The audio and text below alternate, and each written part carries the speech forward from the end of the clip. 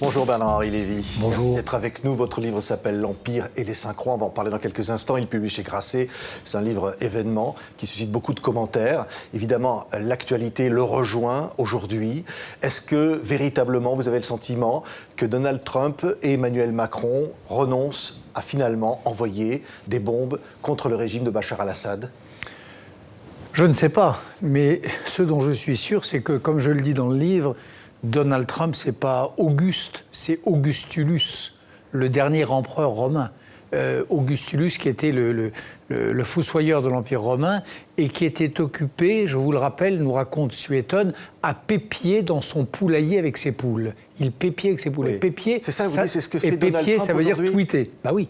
Pépier. Ce que faisait Romulus Augustule, ça s'appelle tweeter. C'est-à-dire il envoie un tweet où il dit « on va vous envoyer des missiles, attention, il envoie arrivent. un tweet où il dit « j'ai un plus gros bouton ou un plus gros missile que le vôtre, je suis un matamor, vous allez voir ce que vous allez voir », et puis il renvoie un tweet le lendemain en disant que peut-être pas, etc. Il dit « on interviendra tôt ou peut-être pas si tôt que pour cela ». Pour un ami de l'Amérique, pour un ami de la démocratie, pour un ami des droits de l'homme comme je suis, il y a là un spectacle absolument navrant. Alors je ne suis pas surpris, parce que c'est ça que j'ai décrit, c'est ça que j'ai raconté. Mais en effet, on en a l'illustration accablante en ce moment. Et de notre côté, Emmanuel Macron, qui s'est exprimé tout à l'heure depuis une école en France, dit que la France a la preuve que ce sont bien des armes chimiques qui ont été utilisées par le régime de Bachar al-Assad. Eh bien, dans ce cas, on est de nouveau dans la situation de l'été 2013, lorsque François Hollande était prêt à punir Bachar al-Assad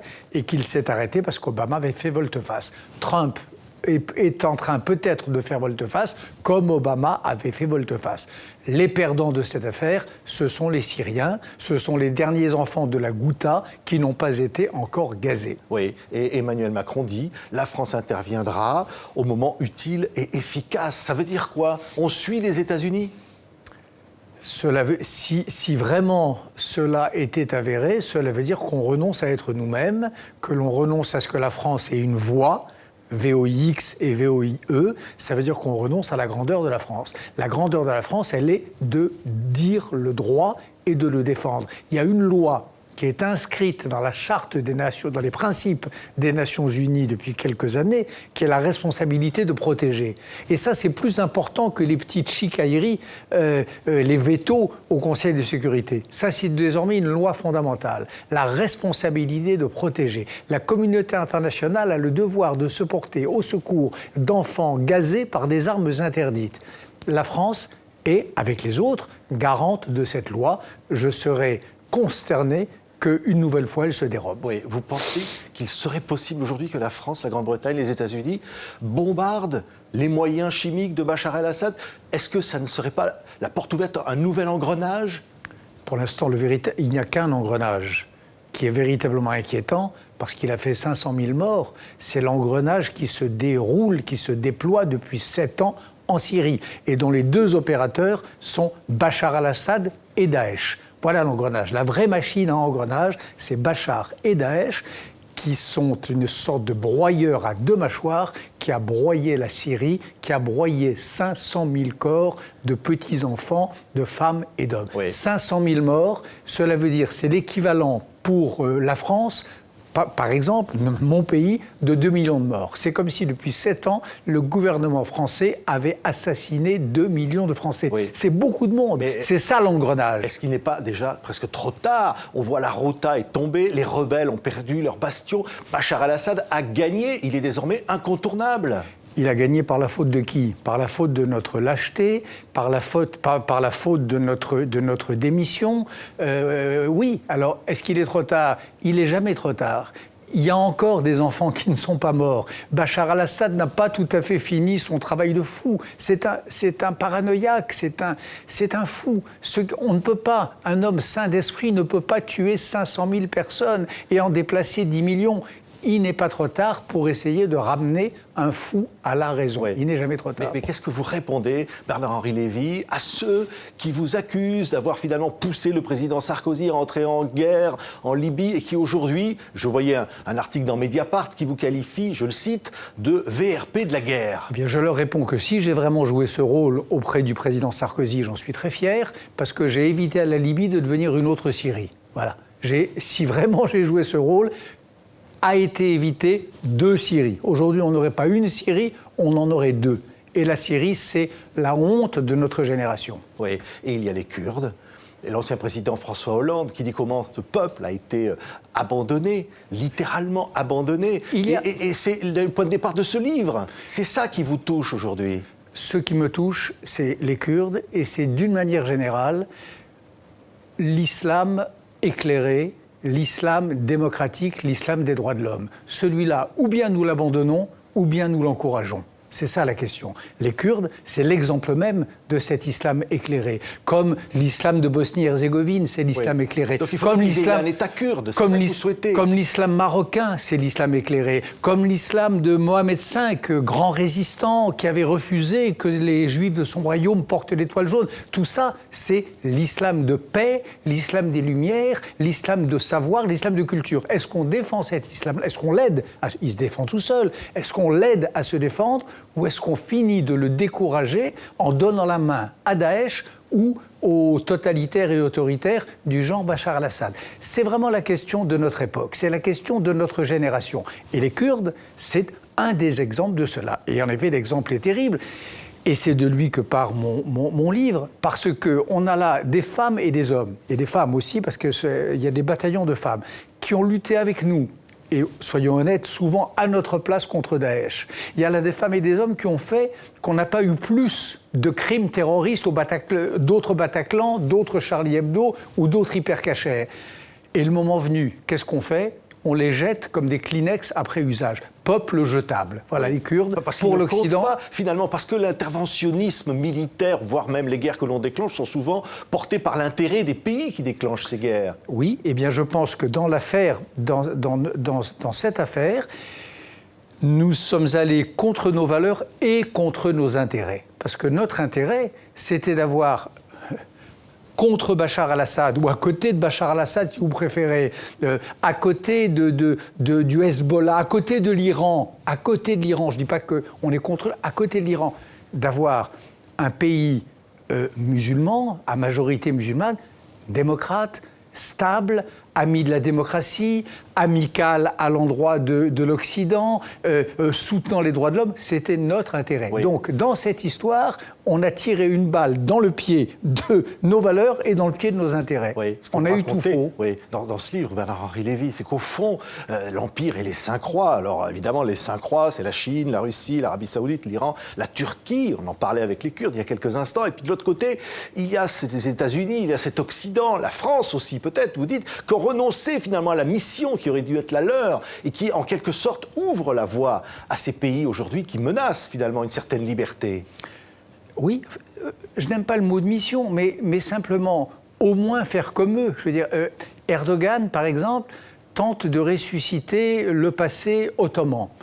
Les Iraniens, le chiisme iranien tente de marier la tradition de l'islam et l'héritage achéménide, le grand héritage perse. C'est très bien que l'Europe soit fidèle à elle-même, qu'elle soit fidèle à son histoire. Elle est totalement divisée, qu'elle soit fidèle à Voltaire, qu'elle soit fidèle à Montesquieu. L'Amérique, qu'elle soit fidèle à ses pères fondateurs. L'essence de l'Amérique, c'est ce que j'essaie d'expliquer dans ce livre. Le père fondateur de l'Amérique, c'est Virgile. C'est un poète latin d'il y a 2000 ans et qui racontait comment, à la fin de la guerre de Troie, Énée transporte les dieux lares de Troie, les pénates, les petits dieux, sur la côte romaine, et à partir de là, il fait un grand empire romain, etc. Et je raconte que dans mon livre, comment les pères fondateurs américains faisaient la même chose, mais à partir de l'Europe, de Rome ou de l'Europe, pour aller vers l'Amérique. C'est ça la vocation de l'Amérique. C'est cette espèce de continuation d'un long processus qui est un processus qui va vers la société ouverte, vers la liberté, vers la tolérance. Le contraire de ce qu'on pourrait qualifier d'un axe du mal. Vous diriez en face, c'est ça? Vous diriez Poutine, Erdogan, c'est l'axe du mal? Je ne dis pas que c'est l'axe du mal, mais je dis que ce sont des régimes illibéraux, que ce sont des démocratures, que ce sont des gens qui veulent faire fonctionner la loi de la jungle du marché, mais sous des régimes de fer et des tutelles impériales absolues, en mettant en prison les journalistes, en persécutant les avocats, en voilant les femmes, dans le cas de force, dans le cas de la Turquie ou de l'Iran. Voilà. Moi, je préfère, pour mon pays, pour l'Europe, mais aussi pour tous ceux qui, dans le reste du monde, ont soif de liberté, je préfère le modèle des droits de l'homme. Mais qu'est-ce qui a été abandonné, au fond, par les États-Unis? C'est une soumission aux lois du marché. C'est qu'au fond, on a perdu ces bases-là, ces bases que vous citez à travers les philosophes, à travers cette histoire. Ce que je raconte, c'est comment, en effet, ce fil virgilien a été rompu, d'une part, et comment le souci du monde... Alors, l'Amérique n'a pas toujours eu tout juste. Le souci du monde de l'Amérique, c'était aussi le bombardement du Vietnam, y compris avec des armes chimiques, d'ailleurs, il y a 50 ans. Mais il est arrivé à l'Amérique aussi d'avoir le souci du bien et le souci du grand. Quand l'Amérique combat le nazisme, par exemple, quand l'Amérique libère les musulmans du Kosovo de la tutelle des Serbes ou les musulmans de Bosnie-Herzégovine des bombardements serbes, l'Amérique a eu le souci du droit et du juste. Cette Amérique-là, je la regrette parce que c'était cette espèce de conjonction rare du souci du droit et de la puissance. Eh bien, elle est en train de s'éclipser. Et le phénomène majeur de notre temps, celui que j'analyse, c'est ce ressac de l'Amérique, cette fermeture sur elle-même des sociétés ouvertes à la Karl Popper. Et dans ce vide qui est ainsi créé, ces 5 puissances illibérales, Iran et Russie en tête, qui occupe l'espace. Et puis Donald Trump, c'est quoi, un homme de la télé, issu de la télé-réalité, un milliardaire, que vous dites d'ailleurs antisémite, et qui est comme on le décrit, quoi. Il est comme on le décrit, il est comme je le décris en m'appuyant sur des textes malheureusement assez convaincants et assez implacables. Il est tout ce que vous dites, il est antisémite, il est raciste, il est vulgaire, mais surtout, par ailleurs, il est totalement inconséquent. Je vous dis, Rome, le premier empereur romain, c'est Auguste. Le fondateur de Rome, c'est Romulus. Ensuite, le premier empereur, c'est Auguste. Et le dernier, c'est Romulus Augustule, c'est-à-dire un débile mental qui passe ses journées dans son poulailler à tweeter. Le dernier empereur de Rome tweetait en attendant les envahisseurs de l'époque. Voilà. Donc, il y a quelque chose de cela dans Trump, il y a quelque chose d'un parfum de fin d'empire, et je crois que pour ceux que j'appelle les affligés du monde, pour les femmes et les hommes en détresse, pour toutes celles et tous ceux qui, tout en restant eux-mêmes, savaient qu'il y avait en Occident une main fraternelle qui leur était parfois tendue, c'est un désastre. Voilà, c'est un désastre. Oui, la Turquie de Erdogan, allié finalement de l'Europe, allié des Occidentaux, allié des États-Unis, contre, en l'occurrence cette fois, les Kurdes, tout ça vous paraît d'un cynisme total ?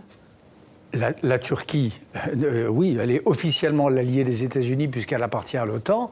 La vérité, c'est qu'elle a joué double jeu depuis le début.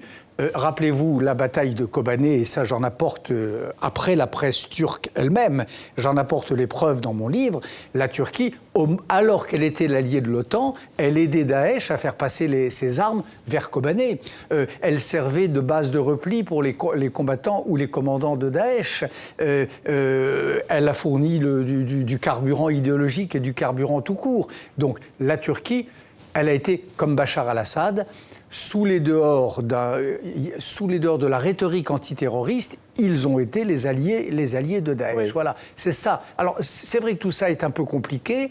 C'est vrai que ça peut donner le sentiment à vos téléspectateurs, à nos spectateurs, d'un jeu incroyablement embrouillé. Et dangereux. Dangereux, avec un risque de déflagration. Effectivement, il y a derrière Poutine, la Russie. Voilà, mais c'est pas si compliqué que ça, malheureusement. Et j'essaye de donner une grille de lecture finalement assez simple qui permet de voir où sont les uns et les autres. Mais alors, on comprend que derrière, il y a un conflit presque nécessaire, Bernard-Henri Lévy. Inévitable, inéluctable.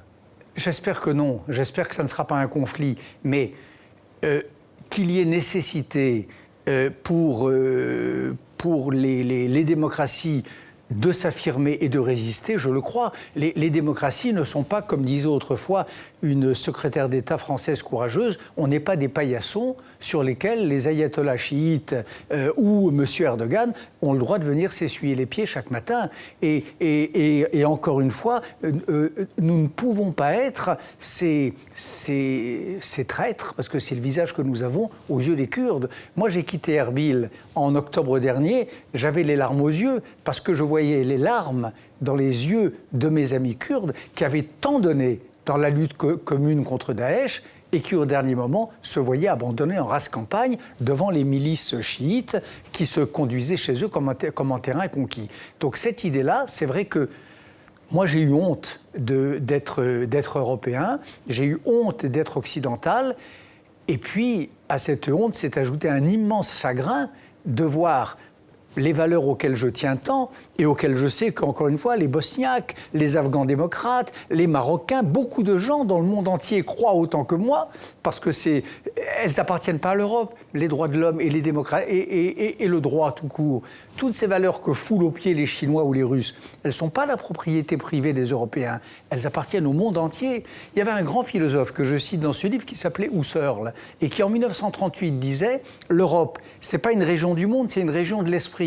Et l'Europe, elle va même jusqu'en Extrême-Orient, pour peu qu'il y ait des femmes et des hommes qui croient à l'universel, qui croient à la fraternité des hommes, qui croient qu'il n'y a qu'un genre humain et non pas deux et trois, ou trois, un genre humain qui a droit à la liberté, un autre qui a droit au despotisme, un troisième qui n'a le droit que de vivre dans les soutes des galères. C'est ça l'Europe. Eh bien, que cette idée européenne soit gagnée à nouveau, comme à l'époque de Husserl, par la mauvaise cendre de la grande lassitude, comme il disait, ou qu'elle soit noyée dans les vulgarités pépiantes de Donald Trump, il y a là quelque chose qui, pour un homme comme moi, pourrait être décourageant si je n'étais aussi consubstantiellement optimiste. Mais vous dites aussi, il faut peut-être payer le prix du sang, c'est-à-dire qu'au fond, la guerre est la solution.